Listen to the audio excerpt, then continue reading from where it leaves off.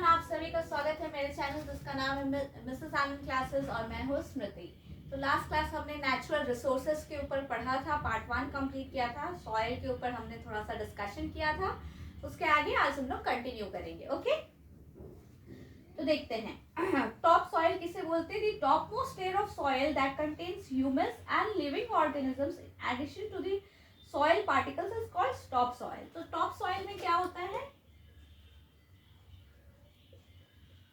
Top soil में होता है आपका outer most layer of soil जो होता है, या top most layer of soil, उसको बोलते हैं टॉप सॉइल। ठीक है,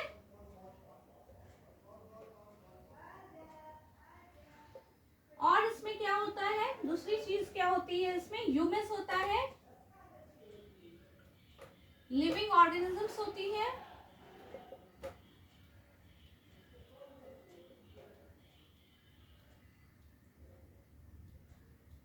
और सॉइल पार्टिकल्स होते हैं। ठीक है, तो ये सारी चीजें क्या होती है? टॉप सॉइल में होती है।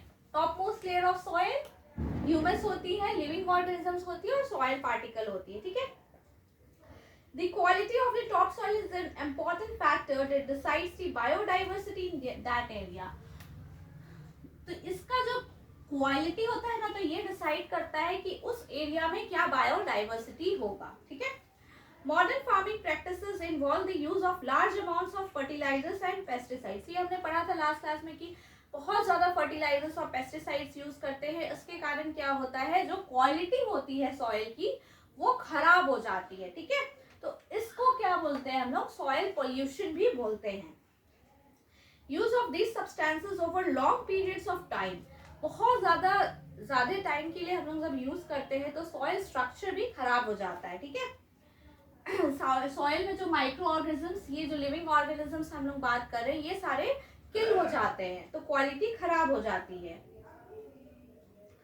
तो इसको हम लोग क्या बोलते हैं? सॉइल पोल्यूशन बोलते हैं। ठीक है, removal of useful components from the soil and addition of other substances which adversely affect the fertility of the soil and kill the diversity of organisms that live in it is called soil pollution.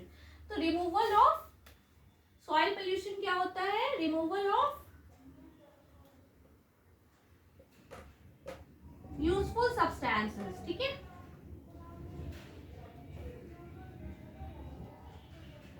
और addition of unwanted substances, या फिर जो harm करती है fertility of soil को, तो हम लोग क्या बोलते हैं?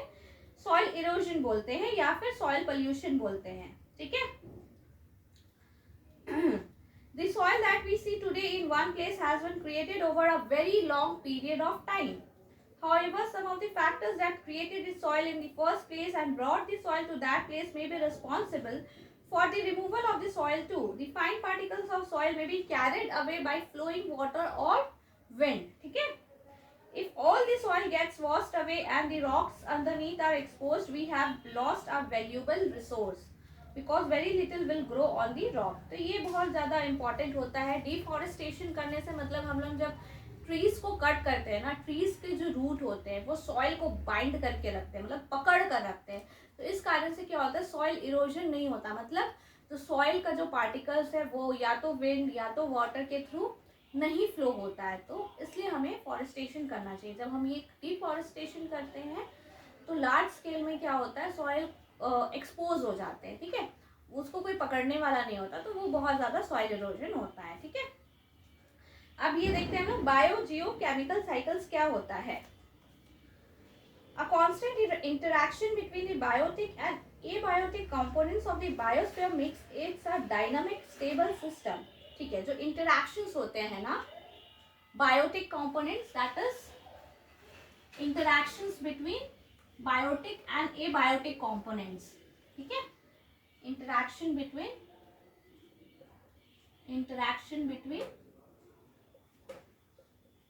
biotic एंड एबायोटिक कंपोनेंट्स, बहुत डायनामिक सिस्टम है। ठीक है, सॉरी,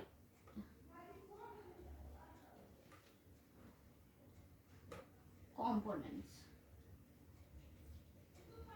ठीक है, these interaction consist of a transfer of matter and energy between the different components of the biosphere.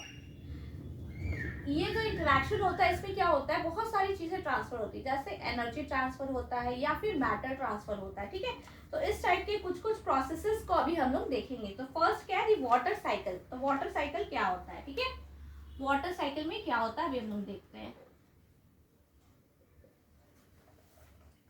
You have seen how the water evaporates from the water bodies and subsequent condensation of this water vapor leads to rain, ठीक है। जो water body से water evaporate होते हैं, ठीक है, फिर जब वो कंडेंस करते हैं तब रेन के फॉर्म में आते हैं वापस। The whole process in which water evaporates and falls on the land as rain and later flows back on the sea via rivers is known as the water cycle।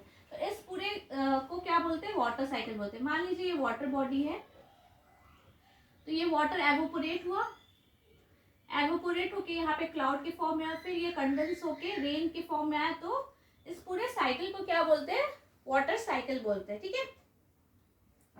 This cycle is not as straightforward and simple as this statement seems to imply. All of the water that falls on the land does not immediately flow back into the sea. जो भी land पे गिरते हैं वो ऐसा नहीं कि immediately see में चले जाते हैं, ठीक है। Some of it seeps on the soil, कुछ सॉइल में जाते हैं, कुछ फ्रेश वाटर अंडरग्राउंड जाते हैं, ठीक है, स्प्रिंग्स में जाते हैं। तो ये water is also use by terrestrial animals. तो ये एक तरीका है, इस प्रोसेस से होता है, ठीक है। Let us look at another aspect of what happens to water during the water cycle. As you know, water is capable of dissolving a large number of substances as water flows through or over rocks containing soluble minerals. Some of them get dissolved in the water. Thus, rivers carry many nutrients from the land to the sea, and these are used by the marine organisms. तो देखिए water cycle का एक और expect है कि जो भी soluble minerals होते हैं तो क्या करता है, वो वाटर कैरी कर लेता है। वो वाटर कैरी करते हुए रिवर्स या सी के पास लेके चला जाता है। तो क्या होता है, वो उसमें न्यूट्रिएंट्स चले जाते हैं। तो ये न्यूट्रिएंट्स कौन यूटिलाइज करते हैं, मरीन ऑर्गेनिजम्स करते हैं, ठीक है। तो नेक्स्ट हमारा है नाइट्रोजन साइकिल, ठीक है।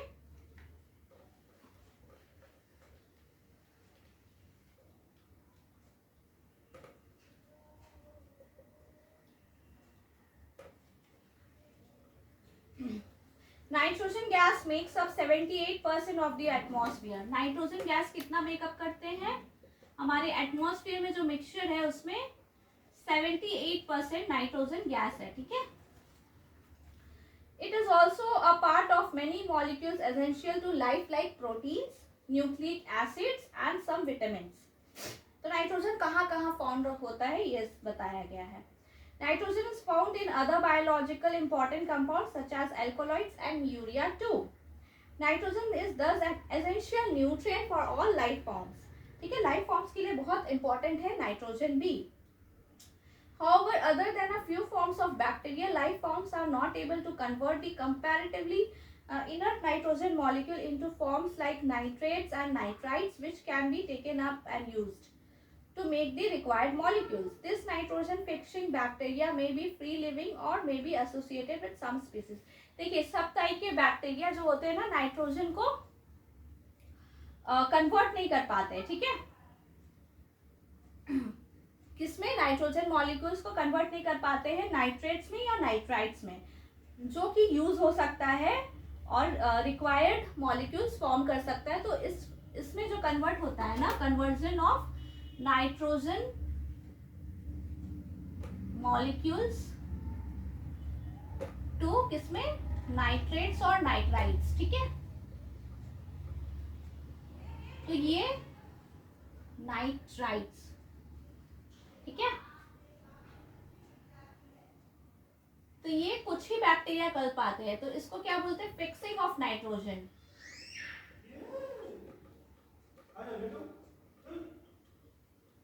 ठीक है, इसे क्या बोलते हैं, फिक्सिंग ऑफ नाइट्रोजन या nitrogen fixing. Most commonly, the nitrogen fixing bacteria are found in the roots of legumes, generally the plants which give us pulses, in special structures called root nodules.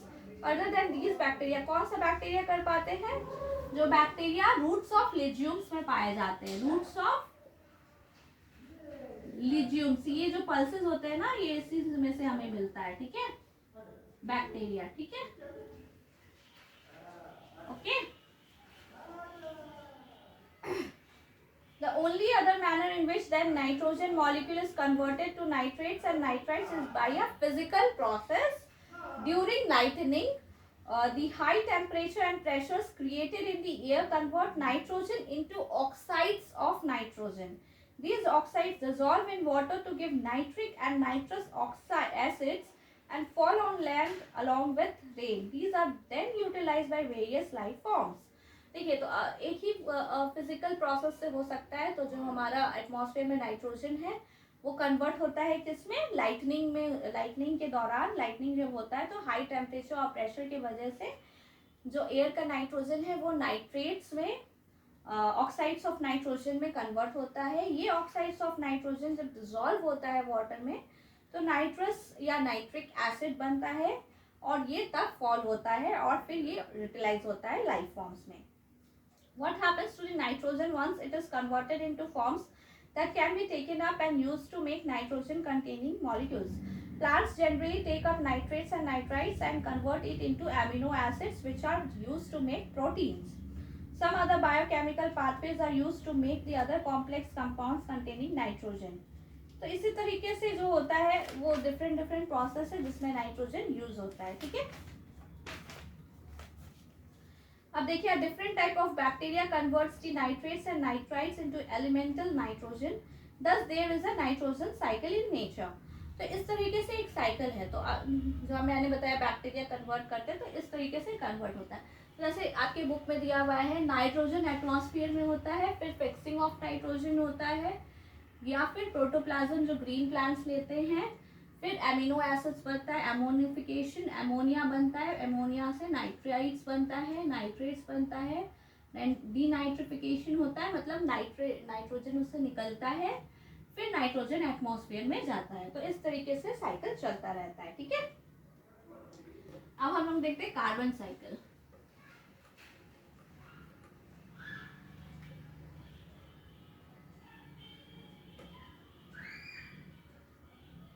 Carbon cycle में क्या होता है? Carbon is found in various forms on the earth. Carbon बहुत सारे forms में earth में पाया जाता है. It occurs in elemental form as diamonds and graphite.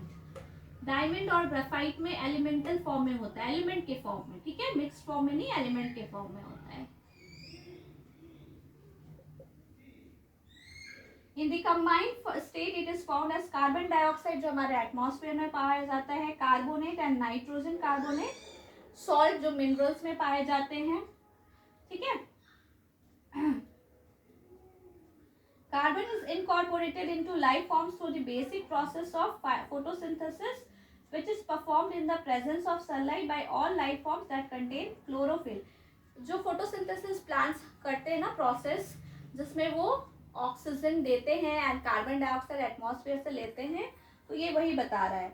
This process converts carbon dioxide from the atmosphere or dissolved in water into glucose molecules. These glucose molecules are either converted into other substances or used to provide energy for the synthesis of other biologically important molecules.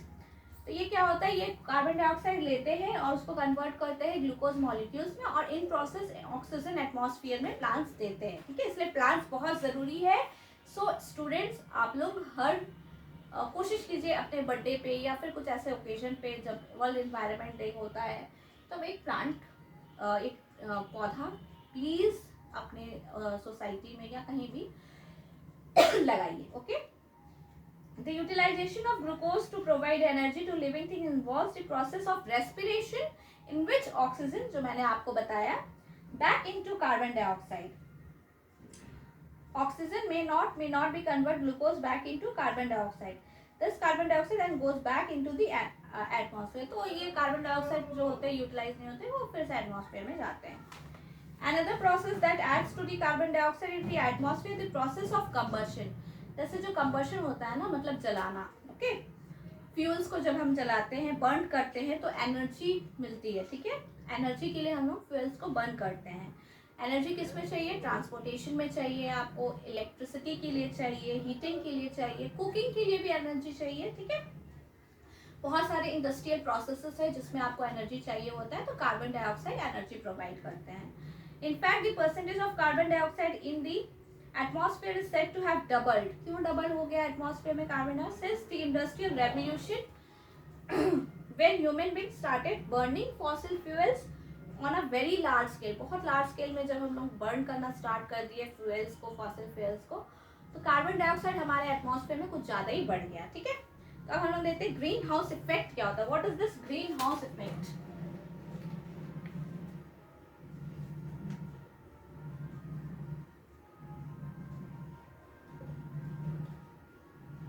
Green house effect इसी से related है, carbon dioxide से.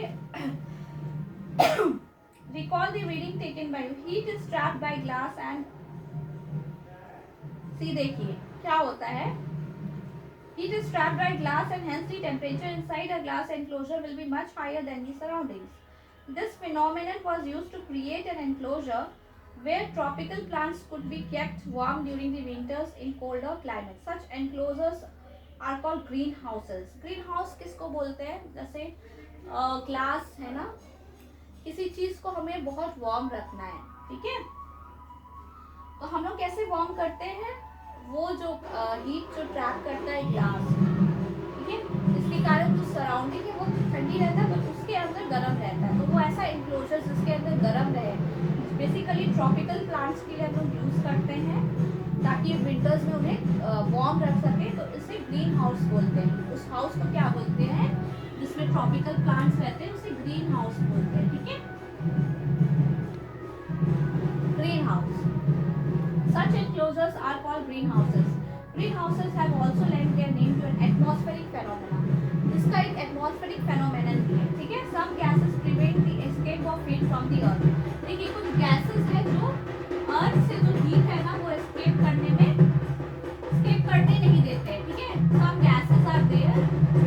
कुछ gases है जो atmosphere से, earth के atmosphere से heat को escape नहीं, जाने नहीं देते हैं.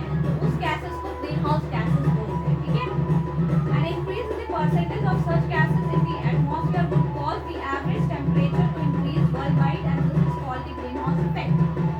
इनका जो percentage है greenhouse gases का, ठीक है, greenhouse gases का percentage जब increase हो जाता है तो worldwide में temperature जो है average temperature rise हो गया है. ठीक है, तो इस effect को क्या बोलते हैं? greenhouse effect. सबको समझ में आया कि greenhouse कहाँ से टर्म आया? तो ट्रॉपिकल प्लांट्स को हम लोग वार्म करने के लिए एनक्लोज करते हैं, एनक्लोजर करते हैं, तो उसे ग्रीन हाउस बोलते हैं. तो कुछ गैसेस होते हैं जो अर्थ के एटमॉस्फेयर को वार्म कर रहे हैं. ठीक है, अगर उनका परसेंटेज बढ़ जाता है, बढ़ रहा है, उस कारण से क्या हो रहा है कि हमारा अर्थ में बहुत ज्यादा टेम्परेचर, जो एवरेज टेम्परेचर वर्ल्ड वाइड को राइज हो गया. तो इसे इफेक्ट को कहते हैं ग्रीन हाउस इफेक्ट. ठीक है, carbon dioxide is one of the green house gas. Okay, an increase in the carbon dioxide content in the atmosphere would cause more heat to be retained by the atmosphere and lead to global warming. चलिए आगे देखते हैं oxygen cycle क्या होता है. 1 second.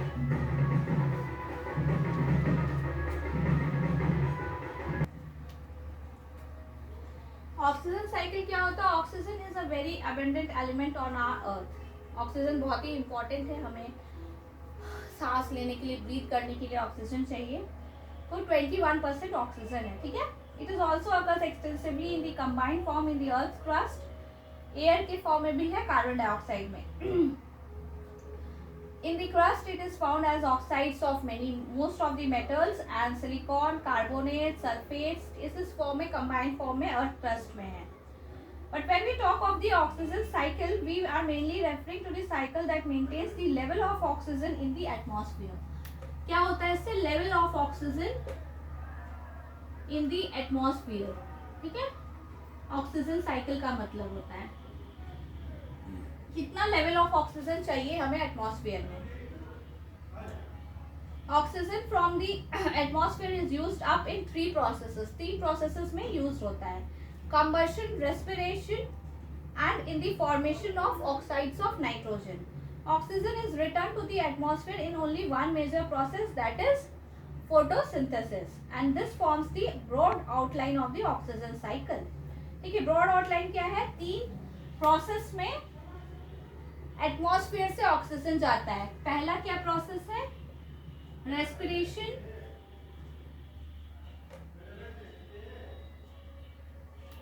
combustion, and making oxides of nitrogen, making oxides of nitrogen. ठीक है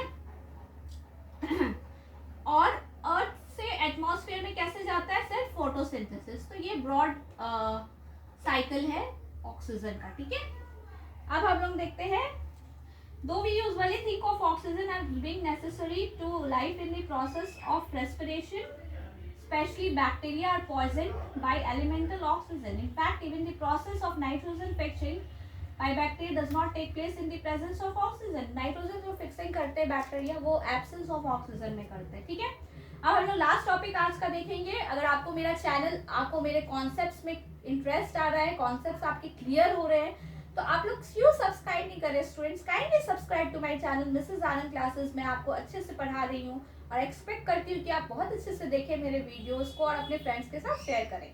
last topic है हमारा ozone layer. What is this ozone layer?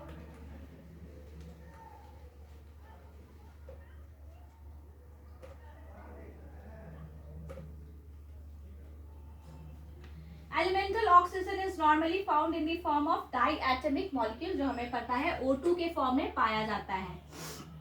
However, in the upper reaches of the atmosphere, a molecule containing 3 atoms of oxygen is found. 3 atoms of oxygen भी found होता है upper layer of atmosphere में। इसे क्या बोलते हैं? Ozone बोलते हैं। Unlike the normal diatomic molecule of oxygen, ozone is poisonous. ये poisonous है। And we are lucky that is not stable nearer the Earth's surface, but it performs an essential function. It absorbs harmful radiations from the sun. ये हमारे लिए तो poisonous है, लेकिन ये एक बहुत अच्छा काम करता है। जो harmful radiations होते हैं सन का, उसे ये absorb करता है, this ozone. Okay? This prevents those harmful radiations from reaching the surface of Earth. ये क्या करता है? Prevent करता है अर्थ के सरफेस पे उस हार्मफुल रेडिएशंस को आना। अब क्या हो रहा है कि जो ये ओजोन लेयर है हमारा, मान लीजिए ये ओजोन लेयर है, ये डिप्लीट हो रहा, मतलब अगर इसकी थिकनेस ऐसे थी, इतनी थी, तो अब ये बहुत पतला हो रहा है। डिप्लीट मतलब खराब हो रहा है। ठीक है, क्यों हो रहा है? जो CFCs होते हैं, क्लोरोफ्लोरोकार्बन्स होते हैं, कार्बन कंपाउंड्स होते हैं, जिसमें फ्लोरीन, क्लोरीन ये सब होते हैं, ये सब क्या करते हैं? जाके इसको डिप्लीट कर देते हैं। Once they reach the ozone layer, they would react with the ozone molecules. ये जब ओजोन लेयर में पहुंचते हैं तो ओजोन मॉलिक्यूल से रिएक्ट कर जाते हैं। ठीक है, This resulted in a reduction of the ozone layer. इसके कारण क्या हो रहा है कि ओजोन लेयर की जो थिकनेस है या फिर ओजोन लेयर डिप्लीट हो रहा है। And recently they have discovered a hole in the ozone layer above the Antarctica. Antarctica के ऊपर डिस्कवर किया गया कि एक होल हो चुका है ओजोन लेयर में। सोचिए कितना खतरनाक है। It is difficult to imagine the consequences for life on Earth if the ozone layer dwindles further, but many people think that it would be better not to take chances. These people advocate working towards stopping all further damage to the ozone layer. हम लोग यही कर सकते हैं कि और damage ना करें ओजोन लेयर को। तो इसके साथ आपका ये चैप्टर खत्म होता है। तो आप सभी को समझ में आ गया होगा कि ओजोन लेयर क्या है। ये बहुत ज़्यादा इम्पॉर्टेंट है हमारे लिए। जो हार्मफुल रेडिएशंस होती हैं सन की, उसको प्रिवेंट करता है। ठीक है, तो होप सो आप सभी को समझ में आ रहा होगा। अगर आपको ये अच्छा लगा, मेरा चैप्टर पढ़ाया हुआ, तो kindly subscribe to Mrs Anand classes और stay tune to my channel. Okay, तब तक अपना ध्यान रखिए और stay healthy, stay safe and stay focused.